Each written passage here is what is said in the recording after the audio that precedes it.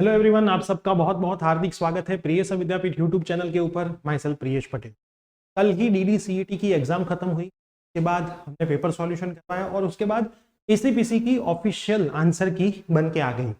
अब आंसर की के अंदर गलतियां है, मैं ऐसा नहीं बोलूँगा बहुत सारी गलतियां हैं, लेकिन एक गलती है तो एक का 2 मार्क है, तो 2 मार्क भी बहुत इंपॉर्टेंट होते हैं इतनी बड़ी कंपटीशन अंदर। तो अब इसमें आगे क्या क्या हो सकता है मैं आपको आज के इस वीडियो में पूरा बताने वाला हूँ कि भाई कौन से आंसर में क्या उन लोगों की गलती है। मैं फिजिक्स का टीचर हूँ तो मैं फिजिक्स के 2 सवालों के ऊपर बात करने वाला हूँ। सेम इंग्लिश में भी है आई थिंक गलतियां, है ना। तो इंग्लिश के आंसर तो आपको गूगल से मिल जाते हैं, लेकिन फिजिक्स के सारे आंसर शायद गूगल ने ना मिले। तो मैं आपको पूरा समझाने वाला हूँ कि क्वेश्चन में उन लोगों की गलती है, उसकी वजह से आंसर में भी गलतियां है और आपको किससे चैलेंज करना है और चैलेंज में भी क्या क्या हो सकता है वो भी मैं आपको आज के इस वीडियो में बताने वाला हूं। तो वीडियो पूरा देखना, साथ में आपकी डिप्लोमा की पूरी D2D की पूरी एडमिशन प्रोसेस समझ। तो डिस्क्रिप्शन बॉक्स के अंदर व्हाट्सएप ग्रुप की लिंक है, उसमें ज्वाइंट हो जाना, वहां से आप पूरी एडमिशन प्रोसेस समझ पाओगे। आप अगर पहले DDCET के ग्रुप में थे तो वापस ज्वाइंट मत होना, वही ग्रुप ये रहने वाला है।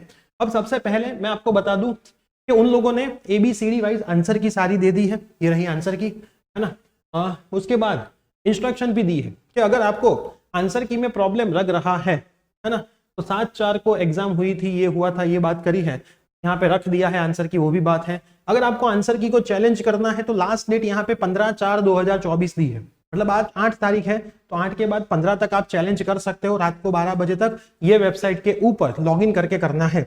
यहाँ पे पर क्वेश्चन 500 रुपीज है, पर क्वेश्चन 500 रुपीज और इतनी सारी गलतियां, ठीक, यहां से आपको कर देना है, ऐसा बोला है, एक वीडियो भी उन लोगों ने दिया है। अब एक लॉजिक लगाओ, गुजरात बोर्ड भी एग्जाम लेता है हर बार गुजसेट की, ठीक, गुजसेट की एग्जाम में भी सेम होता है, लेकिन कभी किसी ने कोई आंसर को चैलेंज किया ही नहीं, बहुत रेयर मैंने देखा है चैलेंज किया, है ना। उन लोगों को पता लगता है कि भाई आंसर में गलतियां है तो पहले से ग्रेसिंग दे देते हैं ना। ऑप्शन में गलती आई, क्वेश्चन गलत हो गया, ग्रेसिंग। किसी में 2 आंसर दे आते हैं तो आंसर की में ही 2 आंसर लिख देते हैं, वहां पे भी मिल जाता है। और ऑलवेज गुजसेट की आंसर की तो एग्जाम खत्म होने के 2-3 दिन बाद आती है, मतलब वो लोग 2-3 दिन में चेक कर लेते हैं, कोई टीचर का कुछ भी है तो उनको भी पता चलता है, क्योंकि पेपर निकालने के टाइम गलतियां हो सकती है, लेकिन उसको सॉल्व करने का ये तरीका होता है कि भाई 2-3 दिन के बाद आंसर की रिलीज करो। ये लोगों ने क्या कर दिया, उसी दिन आंसर की रिलीज कर दी।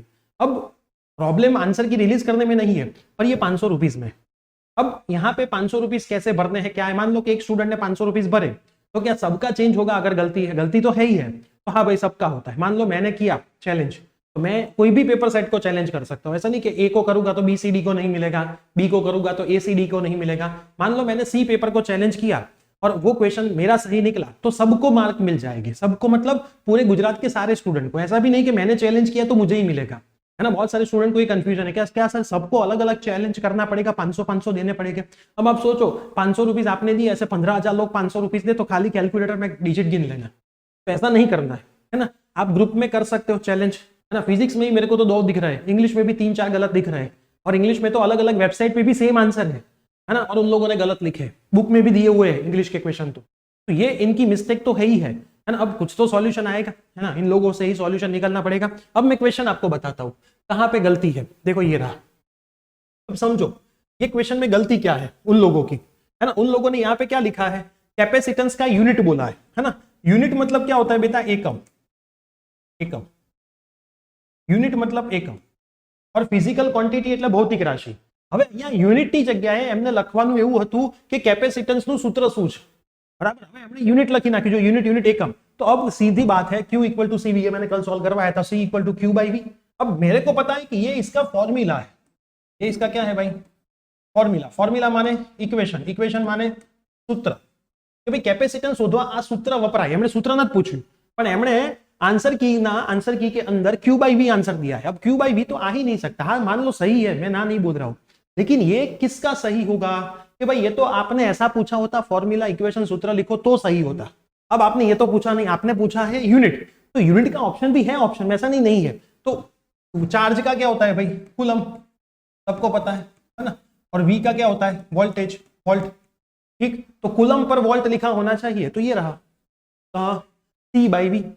अब आप C को कैपेसिटेंस मान रहे हो, कूलम्ब मान रहे हो, वो भी एक प्रॉब्लम है, क्योंकि हम ऐसे लिखते हैं 5 कूलम्ब, है ना, 5 कूलम्ब लिखते हैं।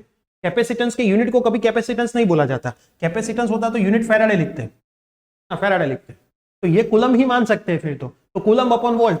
यूनिट पूछा है तो एक ही आ सकता है। अब यहाँ पे भी उन लोगों ने क्यू दिया है तो ये तो आ ही नहीं सकता, क्योंकि क्यू तो भौतिक राशि हो गई ना, विद्युत भार हो गया, विद्युत भार का यूनिट तो कूलम है, तो ये भी नहीं आ सकता, ये भी नहीं आ सकता। अब कैपेसिटेंस का यूनिट, कैपेसिटेंस तो कहाँ है, फैराडे है, तो ये सही है भाई।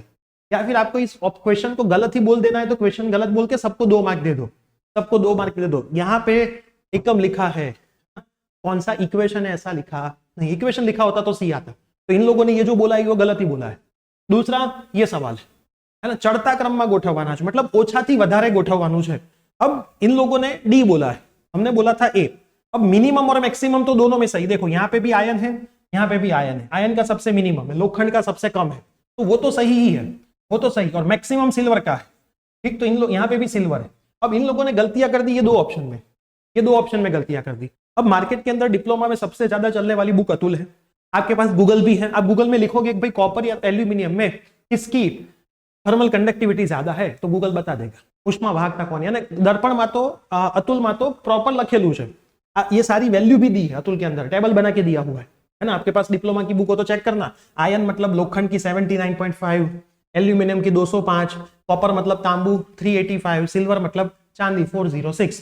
तो मैक्सिमम मिनिमम पता चल गया। एल्यूमिनियम और कॉपर में देखो गैप, देखो 180 जितना कुछ गैप है, तो एल्यूमिनियम के बाद ही कॉपर आएगा, तो इसका मतलब यहाँ पे भी ए ऑप्शन ही आना चाहिए, डी ऑप्शन तो नहीं आना चाहिए। तो फिजिक्स में मैंने 2 सवाल देखे जहां पे इन लोगों ने गलतियां करी, और ये सवाल तो चलो ठीक है, गूगल में भी मिल जाता है, बुक में भी दिया हुआ है। ये सवाल में गलती कैसे हो सकती है ना, बहुत सिंपल सवाल है। यूनिट में कभी आप कैसे लिख सकते हो क्यू, क्यू कहाँ पे यूनिट है, क्यू इक्वल टू सीवी है भाई, क्यू तो भौतिक राशि है ना। चार्ज को नोटेशन आप चार्ज ने केवी रीते बताई सको, विद्युत भार को डिनोटेट करने का, आप ऐसा बोलो कि करंट का यूनिट आई है, तो कहां पे सही है ना, करंट का यूनिट कहां पे आई है ना, करंट का यूनिट तो एम्पियर है भाई। ये तो मैंने फिजिक्स की बात करी, इंग्लिश में भी ये प्रॉब्लम है सेम 3-4 सवाल के अंदर, और जेन्युइनली गलत है। मैंने भी गूगल करके चेक लिया, बुक चेक कर ली, 2-3 टीचर जो इंग्लिश के उनको भी पूछ लिया, अपने मैडम को भी पूछ लिया, सबको पूछ लिया। मैंने बोला कि भाई चलो आदमी गलत हो सकता है, दूसरे इंग्लिश के टीचर को पूछते है ना। तो हमने दूसरे हमारे जितने भी फ्रेंड्स है उसमें भी इंग्लिश के टीचर को पूछा, उन लोगों ने बोला भाई इनकी गलती है, गलती।